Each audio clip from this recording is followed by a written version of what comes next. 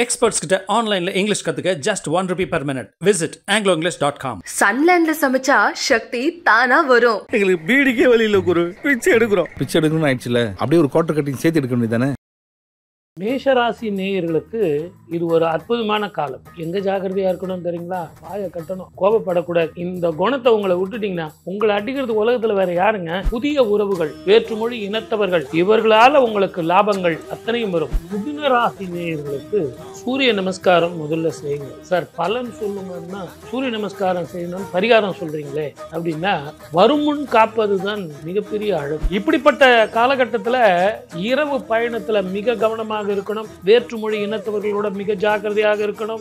இரவுல சாப்பிடுறதுங்கிறது கொஞ்சம் பார்த்து சாப்பிடுங்க. ஊர் விட்டு ஊர் போலாமா? கிளம்புங்க. Any post any salary. இந்த உலகத்தை படிக்க ஆரம்பிங்க. பணத்தோட அருமையும் பசியோட அருமையும் உங்களுக்கு தெரியும். வீட்டுல நிம்மதி இருந்ததுன்னு வச்சுங்களேன், வெளியே நீங்க ஈஸியா ஜெயிச்சிடலாம். ஆனா இந்த காலகட்டத்துல முடிஞ்ச வரைக்கும் மனைவியிடம் தோத்து போயிடும். குரு பார்க்க கோடி நன்மை அப்படின்னு எல்லாரும் சொல்லுவாங்க. ஆனா அவங்க ஜாதகத்துல கவனமா இருக்க வேண்டியது இந்த வாக்கு ஸ்தானத்துல மிக கவனமாக. விருச்சிக ராசி நேயர்களுக்கு இந்த 3 ராஜ கிரகங்கள் மாறுறதுக்கு முன்னாடி நீங்க ஏதாவது சுப விஷயங்கள், இடமாறுதல், தொழில் மாறுதல், எக்ஸ்டென்ஷன், எக்ஸ்பான்ஷன் தாராளமா பண்ணுங்க. அண்ணன் தம்பிங்க உறவு கொஞ்சம் ஜாக்கிரதையா இருங்க. முடிஞ்ச வரைக்கும் கட்டன் ரைட்டா பேசாதீங்க. உங்களுக்கு பரம எதிரியே என்னன்னா உங்க வாய் தான். சர்வ ஜாக்கிரதையாக இருந்தால் ஊர் விட்டு ஊர் மாறுறதோ, இடம் விட்டு இடம் மாறுறதோ இந்த காலகட்டம் உங்களுக்கு அற்புதமாக இருக்கும். இருக்கிறத உருட்டிட்டு போங்க. ப்ரமோஷன் வரல பரவாயில்ல, எதுவும் லூஸ் டாக் பண்ணாது. சார் உங்க வீட்டுல 5 கிரகங்கள் ஒரே இடத்துல உட்கார்றாங்க. ஆனா உற்றார் உறவினர் நட்பு வகையில மிக கவனமாக இருக்கணும். புதிய வட்டங்கள், புதிய நட்பு பாதைகள் இதெல்லாம் உங்களுக்கு தேவை. வழங்கும் புத்தாண்டு ராசி பலன் 2025. முதல்ல மேசம். மேஷராசி நேயர்களுக்கு இது ஒரு அற்புதமான காலம்.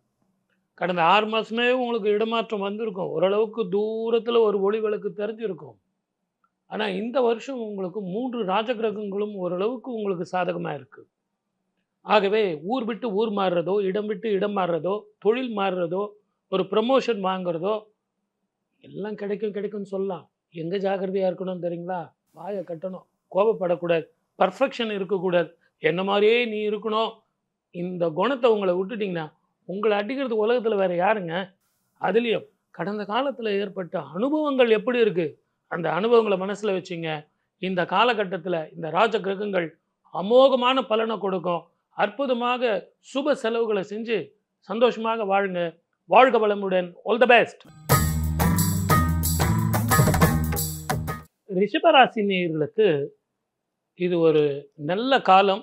ஏப்ரல் மாதத்துக்கு பிறகு தமிழ் வருஷம் பிறந்ததுன்னு வச்சிங்களேன், உங்கள் வாழ்க்கையில் ஒரு புதிய வாழ்க்கை ஆரம்பம். வேலை கிடைக்குமா? கிடைக்கும். வியாபாரத்தில் நல்லா இருக்குமா? நல்லா இருக்கும். தொழிலில் சிறப்பாக இருப்பேனா? இருப்பீங்க. எனக்கு ரெகக்னேஷன் கிடைக்குமா சார்? ப்ரமோஷன் வருமா சார்? கண்டிப்பாக கிடைக்கும். புதிய உறவுகள், வேற்றுமொழி இனத்தவர்கள், இவர்களால் உங்களுக்கு லாபங்கள் அத்தனையும் வரும். குடத்திலிட்டு விளக்கு மாதிரி நான் உக்காண்ட்டு இருந்தேன் சார் அப்படின்னு இவ்வளோ நாளாக யோசித்தீங்கல்ல, குரு மாறட்டும். சுப செலவுகள் உங்களுக்காக நிறைய வீடு வாங்கலாம், மனை வாங்கலாம் அப்படின்னு சுப பலன்களாக உங்களுக்கு இருக்கு. ஆகவே நம்பிக்கையோடு இருங்கள்.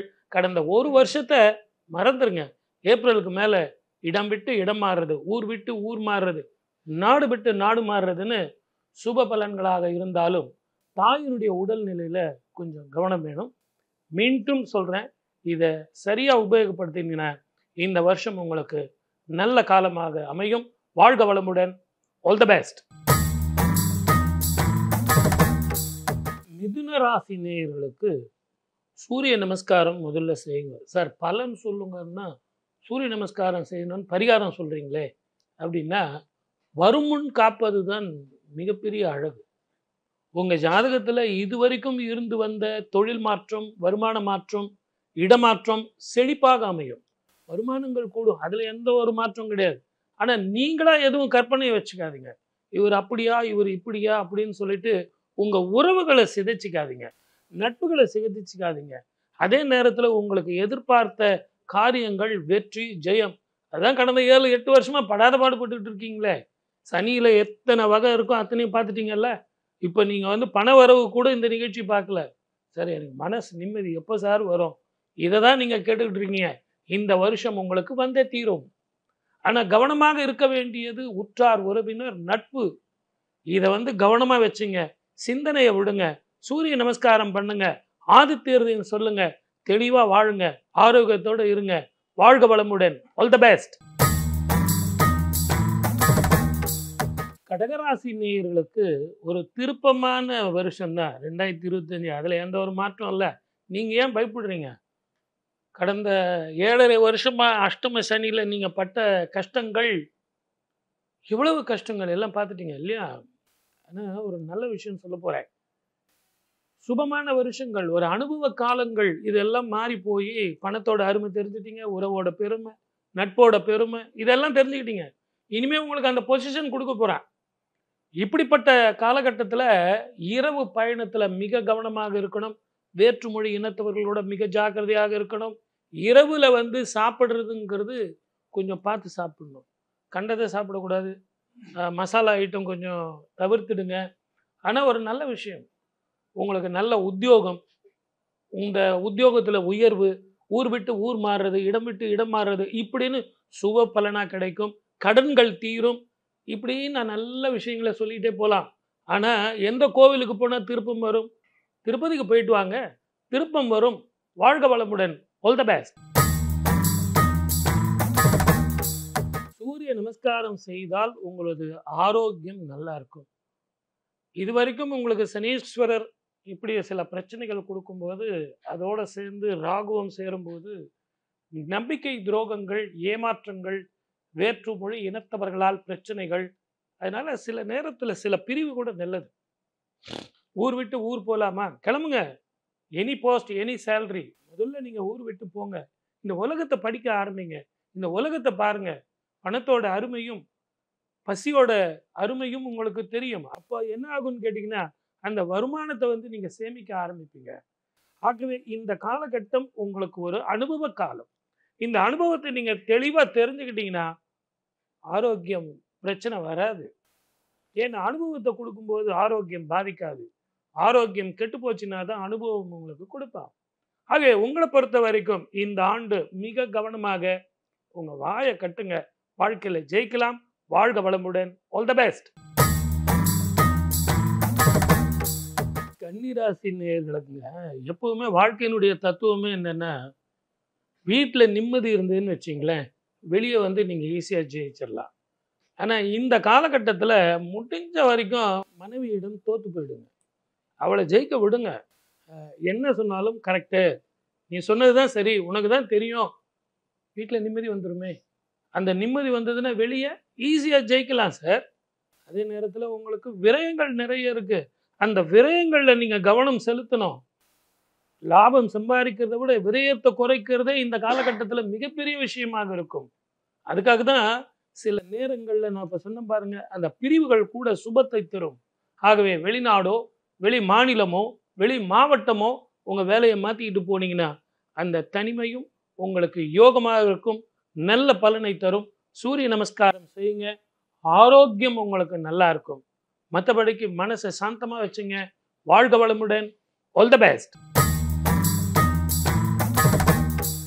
துளாராசிக்காரர்களுக்கு குரு ஸ்தான பலத்தை விட பார்வை பலம் ரொம்ப பிரமாதமாக இருக்கு. குரு பார்க்க கோடி நன்மை அப்படின்னு எல்லாரும் சொல்லுவாங்க. அப்போ வீடு கிடைக்குமா? கிடைக்கும். கல்யாணம் ஆகுமா? ஆகும். குழந்தை பிறக்குமா? பிறக்கும். இடமாறுதல் வருமா? வரும். நான் மேல்நாடு போய் படிக்க போகலாமா சார்? போகலாம். அங்கே வேலை கிடைக்குமா சார்? கிடைக்கும். இப்படி சுப பலனாக சொல்லிக்கிட்டே வரலாம். ஆரோக்கியமும் நல்லா இருக்கும். ஆனால் உங்கள் ஜாதகத்தில் கவனமாக இருக்க வேண்டியது அந்த வாக்கு ஸ்தானத்தில் மிக கவனமாக இருக்கணும். தெளிவாக பேசுவீங்க, சாதகமாக பேசுவீங்க, சாதுரியமாக பேசுவீங்க, எல்லாம் கரெக்டு. அடுத்தவனுடைய மனசை எப்படி புண்படுத்தும் அப்படிங்கிறத நீங்கள் யோசிக்கணும். உங்களுடைய வாக்கு சாதுரியத்தினால உங்களுடைய எதிர்கால வாழ்க்கையை பாழாக்கிக்காம அந்த குரு சாதனையை நீங்கள் பயன்படுத்திட்டீங்கன்னா அற்புதமான எதிர்காலம் உங்களுக்கு காத்துக்கிட்டு இருக்கு. இந்த வருஷம் நீங்கள் முறையாக பயன்படுத்துங்க. வெற்றி உங்கள் பக்கம். வாழ்க வளமுடன். All the best. விருச்சிக ராசி நேயர்களுக்கு இந்த 3 ராஜ கிரகங்கள் மாறுறதுக்கு முன்னாடி நீங்கள் ஏதாவது சுப விஷயங்கள், இடமாறுதல், தொழில் மாறுதல், எக்ஸ்டென்ஷன், எக்ஸ்பேன்ஷன் தாராளமாக பண்ணுங்கள். ஆனால் அதை மாறிச்சின்னு வச்சிங்களேன், ஒரு வருஷம் அப்படியே தொடர்ந்து நடத்திக்கிட்டு வாங்க. வெளிநாட்டில் வந்து any salary any post job கிடச்சுன்னா கிளம்பிடுங்க. ஏன்னா உங்களுக்கு அங்கே போகும்போது சில அனுபவத்தினால உங்களுக்கு அடுத்த வருஷம் உங்களுக்கு ப்ரமோஷன் வரும், அதிக பொறுப்பு தரக்கூடிய ஒரு உத்தியோகம் தருவாங்க. அதுக்கு உங்களை நீங்கள் எக்யூப் பண்ணிக்கணும் இல்லைங்களா? போன உடனே எப்படி உங்களுக்கு பெரிய போஸ்ட் தருவாங்க? இந்த காலகட்டத்தில் நீங்கள் அது ஒரு ட்ரைனிங் மாதிரி பண்ணணும். எனக்கு இந்த சேலரி ஒத்து வராது சார், இல்லைன்னா இந்த தொழிலில் இந்த வியாபாரத்தில் எனக்கு இது வராது சார் அப்படின்னு ஒதுக்காதீங்க. இதை முறையாக நீங்கள் ஒரு பயிற்சி காலமாக நீங்கள் எடுத்துக்கிட்டீங்க அப்படின்னா இரண்டாவது அந்த வருஷத்தினுடைய இரண்டாவது பாதி உங்களுக்கு அனுபவ காலமாக இருந்து அடுத்த வருஷம் உங்களுக்கு சுப பலனாக இருக்கும். வாழ்க வளமுடன். All the best. தனுசு ராசி நேயர்களுக்கு நீங்கள் கடன்லாம் கொடுத்துட்டு வீடு கட்டுவீங்க, நிலம் வாங்குவீங்க, கார் வாங்குவீங்க, இதெல்லாம் சொன்னால் பணம் வந்தால் தானுங்க வாங்க முடியும். கடந்த ஒரு வருஷமாக நீங்கள் பட்ட கஷ்டத்துக்கு ஒரு விடுதலை காலம். 7ஆம் இடத்துல இருந்து குரு உங்களுக்கு பார்க்க போகிறார். என்ன தாயினுடைய உடம்புல கொஞ்சம் அக்கறை வேணும் இல்லைங்களா? அண்ணன் தம்பிங்க உறவு கொஞ்சம் ஜாக்கிரதையாக இருங்க. முடிஞ்ச வரைக்கும் கட்டன் ரைட்டாக பேசாதீங்க, தெளிவாக பேசுவீங்க. அதுதான் உங்கள் பலம், அதுதான் உங்கள் பலவீனம். பூர்வீக சொத்து உங்களுக்கு வந்து சேரும். அதே நேரத்தில் தேவையில்லாத சிந்தனையை விடுங்க, கோபத்தை விடுங்க, டென்ஷனை விடுங்க. உங்களுக்கு பரம எதிரியே என்னென்னா உங்கள் வாய் தான். அந்த வாயை நீங்கள் கட்டுப்படுத்தணும். அன்புக்கும் பாசத்துக்கும் ஏங்குவீங்க. அடுத்தவங்களுக்கு நான் உதவுறேன்னு சொல்லிட்டு உபத்திரவத்தில் இருப்பீங்க. இதெல்லாம் மனசில் வச்சுக்கிட்டு இந்த வருஷம் நீங்கள் செயல்பட்டீங்கன்னா 25ங்கிறது பொன்னான வருஷம். அதை உபயோகப்படுத்திங்க. வாழ்க வளமுடன். All the best. நம்ம கலாட்டா டிவி நேயர்கள் மகர ராசிக்காரர்கள், சார் நல்ல விஷயம் சொல்லுங்கள் சார், 7.5 சனி முடிஞ்சிருச்சின்னு சொல்லுங்கள் சார், பணம் பட்டம் பதவி வேலை கிடைக்கும், அதெல்லாம் கூட விடுங்க சார். 7.5 சனி முடிஞ்சுதுன்னு சொல்லுங்கள். அதை விட பெரிய ஜாக்பாட் எங்களுக்கு வேறு ஒன்றுமே இல்லை. கரெக்டு தான். குரு கூட உங்களுக்கு சாதகமாக 9ஆம் பார்வையாக 2ஆம் வீட்டை பார்க்க போகிறாரு. எல்லாம் கரெக்டு தான். ஆனால் 2ஆம் வீட்டுக்கு யார் வரப்போகிறாருங்கிறத கொஞ்சம் யோசனை பண்ணுங்கள். மழை விட்டுடுச்சு, தூவானம் இல்லை, ராகு வரப்போகிறார். வாயை கட்டணும், கோபப்படக்கூடாது, டென்ஷன் ஆகக்கூடாது, நிதானம் வேண்டும், பொறுமை வேண்டும், மிக ஜாக்கிரதையாக இருக்கணும். சர்வ ஜாக்கிரதையாக இருந்தால் ஊர் விட்டு ஊர் மாறுறதோ இடம் விட்டு இடம் மாறுறதோ இந்த காலகட்டம் உங்களுக்கு அற்புதமாக இருக்கும். ஆகவே வெளிநாட்டு வாய்ப்பில் உங்களுக்கு ஏதாவது வந்ததுன்னா தாராளமாக கிளம்புங்க. குடும்ப விஷயத்தில் முடிஞ்ச வரைக்கும் ஆர்கியூமெண்ட்டை விடுங்க, விட்டு கொடுத்து போங்க, கெட்டு போக மாட்டீங்க. வாழ்க வளமுடன். All the best. கும்பராசி நேயர்களுக்கு ஜென்மத்தை விட்டு சனி விலகுனதே பெரிய விஷயங்க. குடும்பம் வாக்கு தனஸ்தானத்தை பாத சனியாய் இவருக்கு வரும்போது கொஞ்சம் இரவு பயணத்தை கவனமாக இருக்கிறது நல்லது. இரவில் யார் பலம், பகலில் யார் பலம் அப்படிங்கிறது பார்க்கணும். அப்படி யாருக்கெல்லாம் விபத்து ஏற்படும்னு பார்க்கணும். காலில் அடிபடாமல் பார்த்துங்க. இந்த வியாபாரம் தொழிலில் வந்து எக்ஸ்டென்ஷன் எக்ஸ்பென்ஷன் அதெல்லாம் வேண்டாம். இருக்கிறத உருட்டிக்கிட்டு போங்க. ப்ரமோஷன் வரல பரவாயில்ல, எதுவும் லூஸ் டாக் பண்ணாதீங்க. தயவு செஞ்சு ஆஃபீஸில் அவரை பற்றி இவரை பற்றி எதுவும் பேசாதீங்க. இந்த வருஷம் இல்லைனா கூட பரவாயில்ல, இருக்கிற தொழிலை பார்த்துக்கிட்டு வாங்க. உடல் ஆரோக்கியம் கண்டிப்பாக நீங்கள் கவனிக்கணும். நல்லா தூங்குங்க. நீங்களா சிந்தனையை வச்சுக்கிட்டு இருக்காதீங்க. அதே நேரத்தில் இந்த காலகட்டத்தில் சனீஸ்வரருக்கு தீபம் போட்டுவாங்க. இது மனோதைரியமும் மன நிம்மதியும் உங்களுக்கு தரும். மொத்தத்தில் இந்த வருஷம் நிதானமாக இருந்தால் வெற்றி உங்களுக்குத்தான். வாழ்க வளமுடன். All the best. 2025 மீன ராசிக்காரர்களுக்கு எப்படி இருக்கும் சார்? உங்கள் வீட்டில் 5 கிரகங்கள் வந்து ஒரே இடத்துல உட்கார்றாங்க. 9ல் 5 கிரகங்கள் உட்கார்ந்தா என்ன ஆகும்னு கொஞ்சம் யோசனை பண்ணி பாருங்க. போதாருக்கு உங்களுக்கு ஜென்மச்சனி வேற. புதிய தொழில் வேண்டாம். நான் எக்ஸ்டென்ஷனோ எக்ஸ்பேன்ஷனோ நான் கொஞ்சம் கடன் வாங்கி ஏதாவது ஒரு 2 ரூபா கிடைக்கும் சார், பிஸ்னஸ் பண்ணால் எனக்கு கிடைக்கும்ல, அந்த கடனை எப்படி அடைப்பேன்? நான் இன்வெஸ்ட்மெண்ட் பண்ண வேண்டாமா அப்படின்னு நீங்கள் நினச்சி தயவு செஞ்சு இந்த டைமில் உங்களுடைய எனர்ஜியை வேஸ்ட் பண்ணாதீங்க. இருக்கிறத உருட்டிக்கிட்டு போங்க. பொறுமையாக இருங்க, நிதானமாக இருங்க. ஆனால் இந்த 2025 அடிப்படை பிரச்சனைகள் உங்களுக்கு வராது. சாப்பிட சாப்பாடு, கட்டிக்க துணி, இருக்க வேண்டிய இடம், இதெல்லாம் உங்களுக்கு தெளிவாக இருக்கும். ஆனால் உற்றார் உறவினர் நட்பு வகையில் மிக கவனமாக இருக்கணும். புதிய வட்டங்கள், புதிய நட்பு பாதைகள் இதெல்லாம் உங்களுக்கு தேவையில்லை.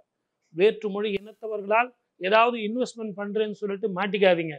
முடிஞ்சா வெளிநாடு கிளம்பிருங்க, இல்லை வெளி மாநிலம் போங்க. ஆத்மகாரகன் சூரியனை வழிபடுங்க, மனோ தைரியம் வரும். வாழ்க வளமுடன். All the best. எக்ஸ்பர்ட்ஸ் கிட்ட ஆன்லைன்ல இங்கிலீஷ் கத்துக்க just ₹1 per minute. Visit angloenglish.com. சன்லேண்ட்ல சமைச்சா சக்தி தானா வரும். எங்களுக்கு பீடிக்கே வழி இல்ல குரு. பிச்சை எடுக்கிறோம் ஆயிடுச்சுல, அப்படியே ஒரு குவார்டர் கட்டிங் சேர்த்து எடுக்க வேண்டியதானே.